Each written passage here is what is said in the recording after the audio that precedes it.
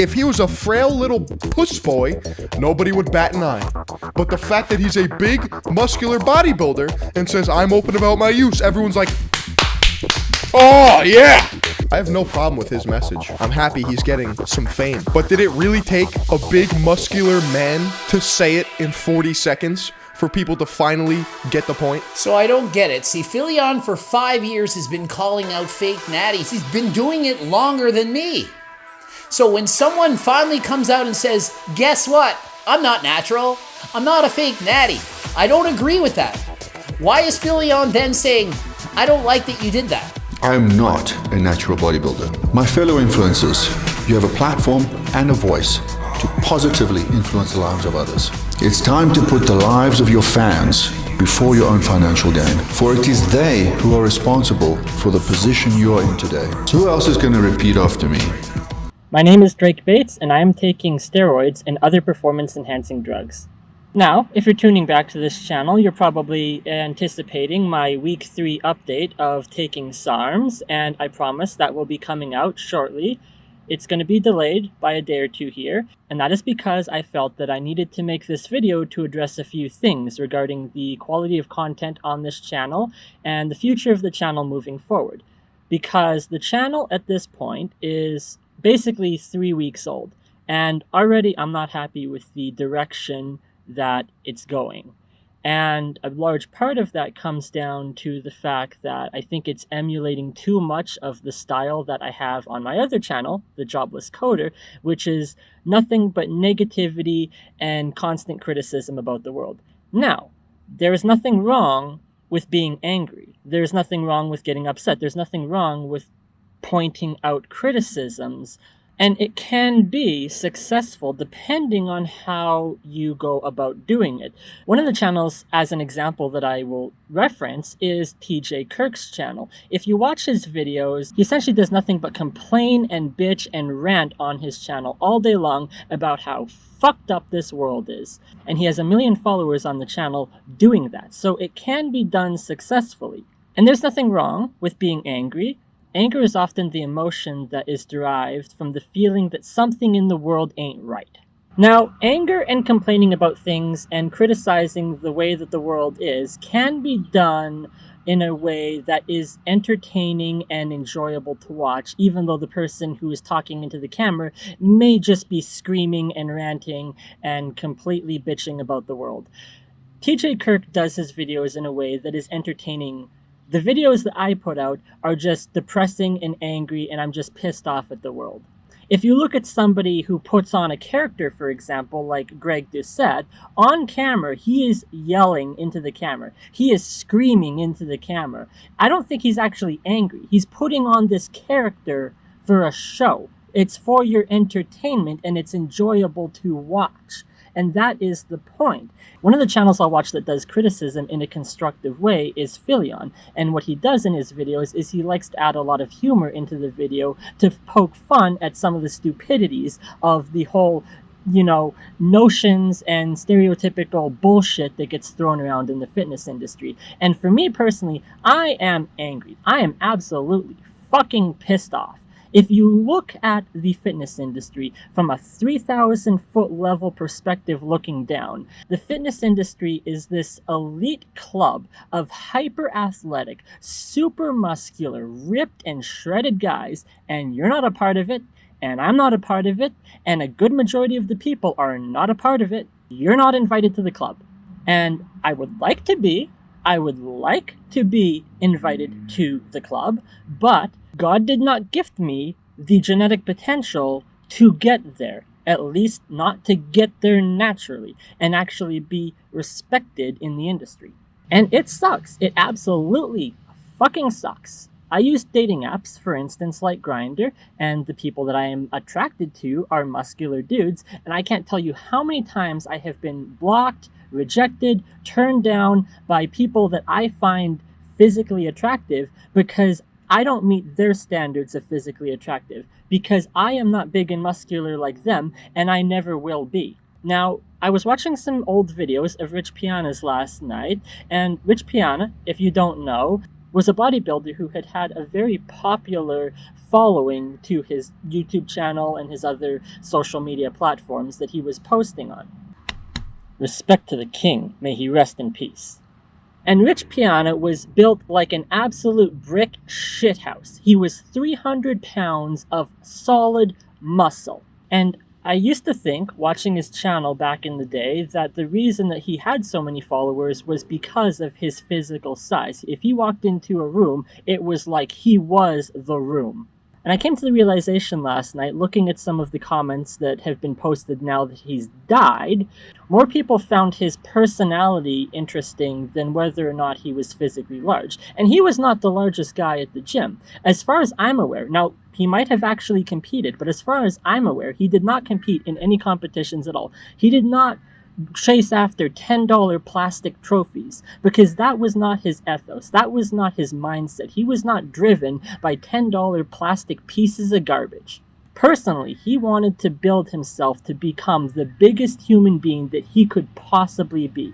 And because of that, it killed him. He died at the age of 46 because of heart complications that were likely caused by 20 plus years of juicing. Now for me, I'm 24 years old right now. If I start now and, use it consistently for the next 20 years, I'll be 44 years old. That's kind of in the age range that, a lot of these people tend to die off because of liver failure, because of kidney failure, because of heart complications. And even if I juice for 20 solid years, I will never obtain the amount of muscle that he had because my skeletal structure cannot support 300 pounds of muscle.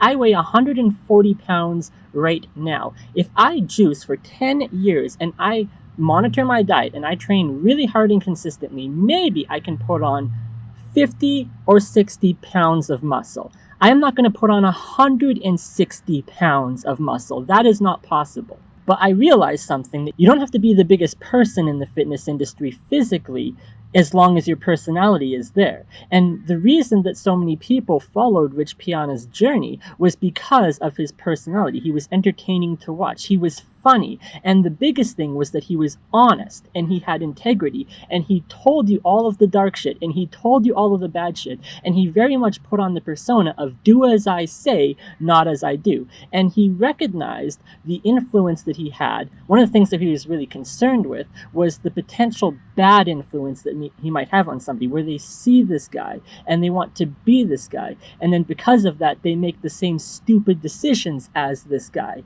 And he was very concerned with what would happen to the youth watching him, which is why I think more so than other channels, such as my other channel, The Jobless Coder, where it's just criticism about the world, fitness industry channels, in order to succeed, need to have that positive, uplifting message. They need to have a bubbly personality that people can actually enjoy watching, which is something that I don't portray in my videos. There's a reason that the biggest YouTuber on this platform, Mr. Beast, with over 60 million followers, there's a reason that he's the largest, and that is because all of the content he puts out is positive. And there's such a lack of positivity in the world, and it's disgraceful.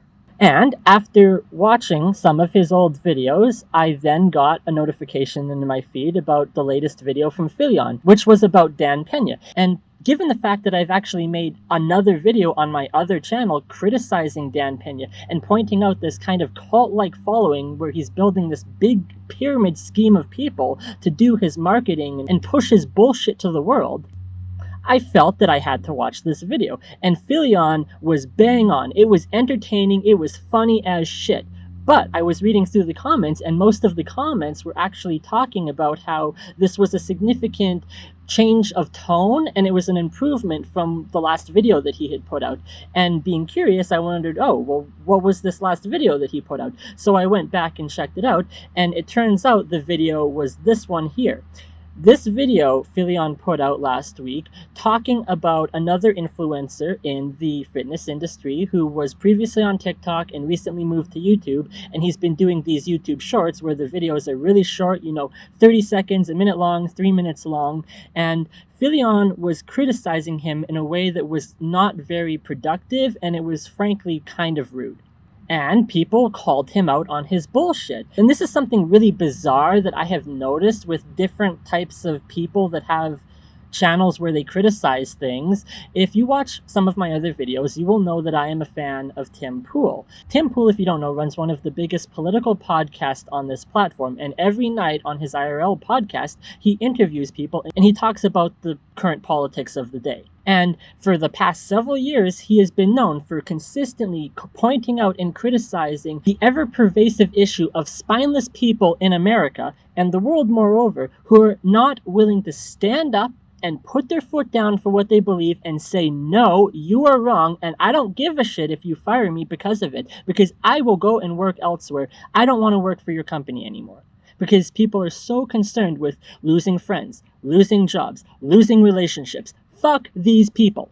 And then the hypocritical thing that happens is you have an independent journalist like Andy Ngo, who actually goes on the ground in Portland and does on-the-ground reporting about Antifa and the destruction that they're causing in the city. And then Tim Pool turns around and says, oh, well, no, not like that. No, don't do that. That's stupid. Well, it's like, dude, you've been pointing out the fact that nobody is doing real journalism, that nobody is doing on-the-ground work, and then this guy puts his life on the line. These psychopaths are making credible threats to kill him because he's exposing them, and Tim says, oh, well, not that way.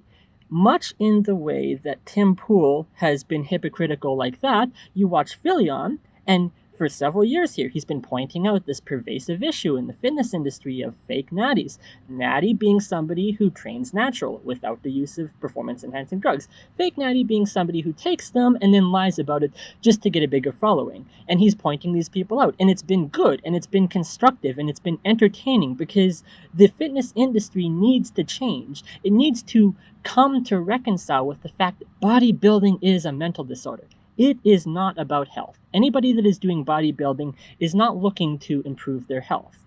They're looking to become the biggest person that they can possibly get in the gym. They want to walk into a room and have everyone look at them like they're some kind of monster freak beast. And so for Phillion to criticize all these people for their fake natural status and then turn around and when someone like Joey Diaz comes out and says, hey, look at me, I'm taking steroids and I'm open and honest about it in the way that Rich Piana previously had done, he criticizes him. So it's lose if you try, lose if you don't. And I think the biggest reason that Phillion receives so much criticism is because of the difference of tones between the two videos. Phillion's videos are very negative and they're very critical of other people. And I personally don't want to do that, at least not on this channel. This is probably the only time, at least for a long time, that I'm going to be talking about another person on my channel because I want to focus on me and my personal growth and my development. And so I don't want to turn this into a commentary channel where I just talk about other people all day long. I want to talk about me.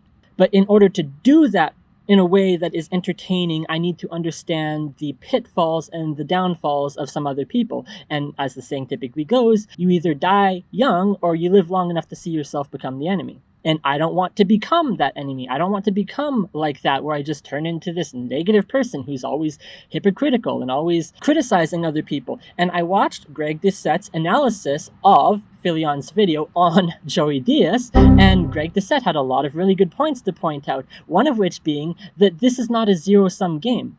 Phillion has like 600,000 followers, and yeah, this guy might have blown up a lot faster, and he's got a lot more followers than him, and maybe he does put less actual time and effort into the videos because they're only a minute long, they're only 30 seconds long. It takes less time to film a 30-second video than to film, edit, and cut something that's half an hour long. And yeah, you can be jealous.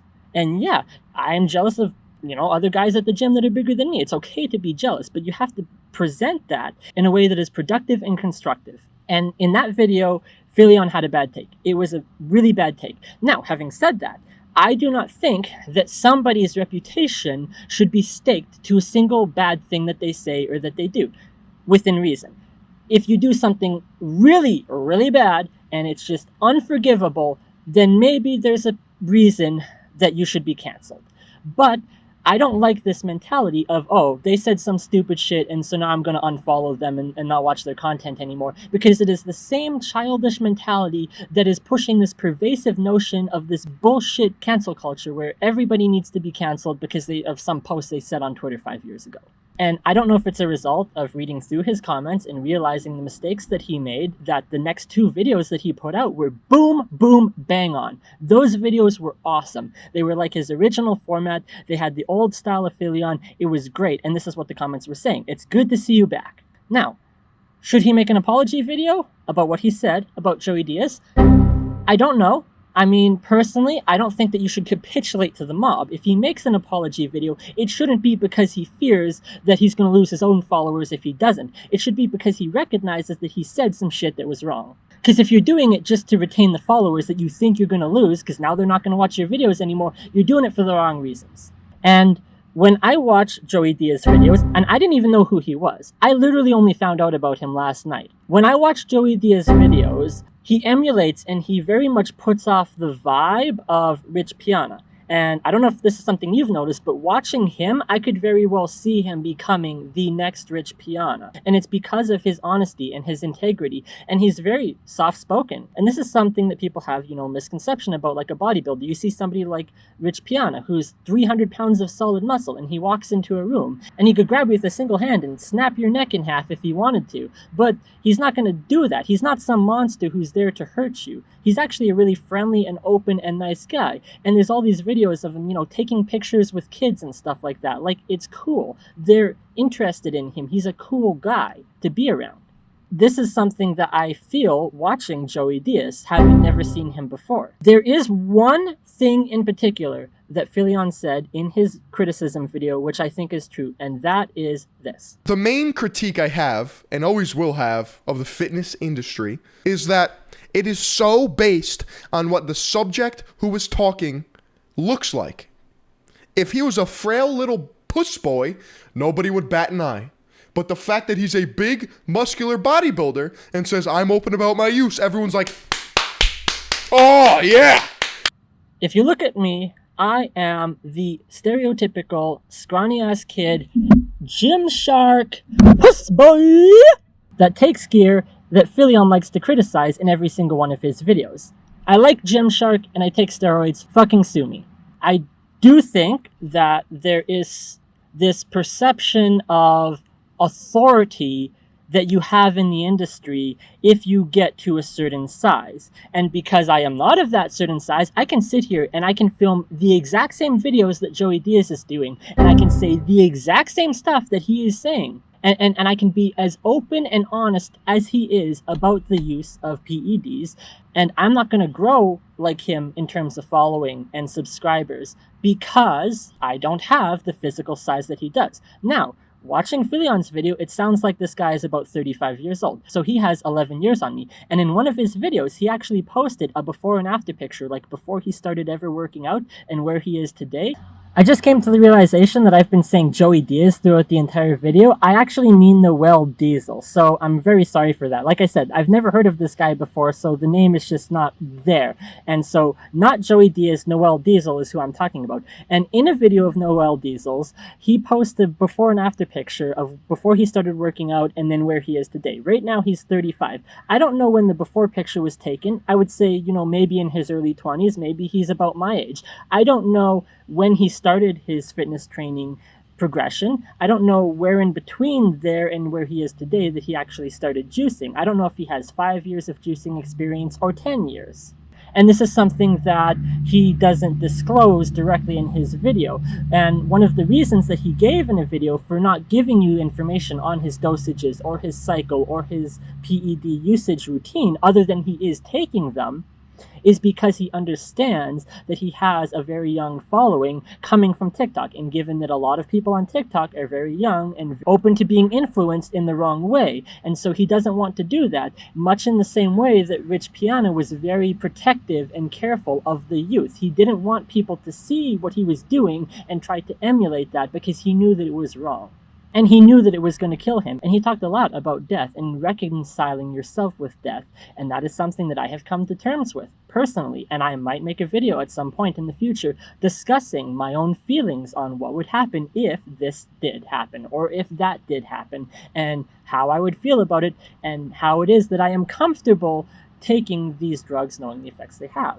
But Noel Deyzel understands that he has influence on people and he wants to use it in a positive manner that is productive and constructive instead of tearing people down. I was bullied as a teenager for being the skinny guy. One of the best things anyone ever said to me, there's 2 ways to build the biggest building. 1, build the biggest building. 2, break down every other building around you.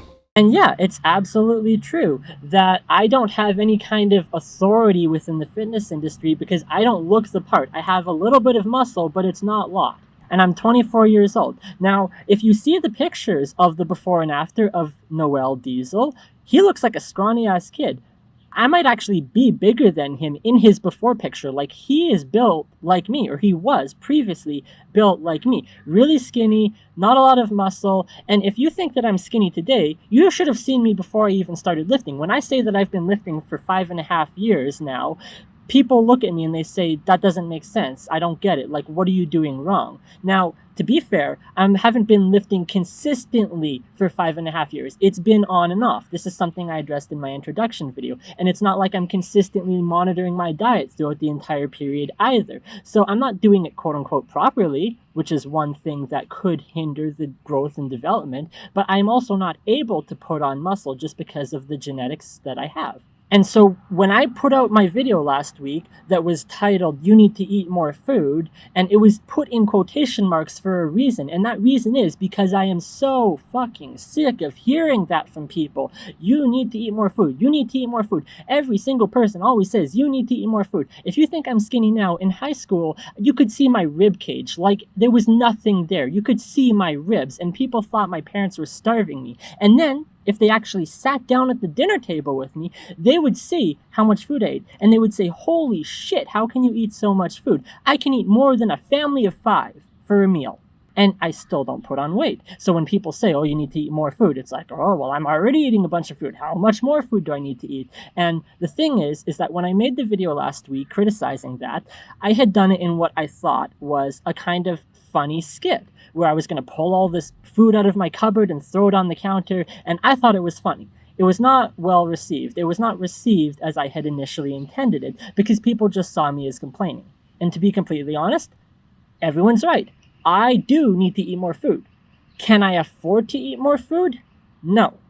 Scientifically speaking, you cannot fight science and biology, and biologically speaking, the way that I'm structured, the way that my genetics is, the way that my metabolism is, I need to eat more food if I want to grow. But I'm limited to a specific budget. So, where do we find this happy medium where I'm not breaking the bank on food, but I'm also able to properly train and build muscle? And one of the things that people had pointed out to me, which I will take as valid criticism and start to incorporate into my life, is that I'm focusing too heavily on protein and not enough on carbs. And the problem is that protein are the building blocks of the muscle, and they convert the fat into muscle after you work out. But if you don't have the fat there, there's nothing to convert. So if I'm focusing on protein too much, I need to be focusing on carbs, because it's the carbs that are going to put the fat on the body that's then going to be converted into muscle. And so if every single week here I'm spending $70 on chicken breasts because that's how much chicken I can consume in a single week, maybe spend less on that and put more of that money into buying loaves of bread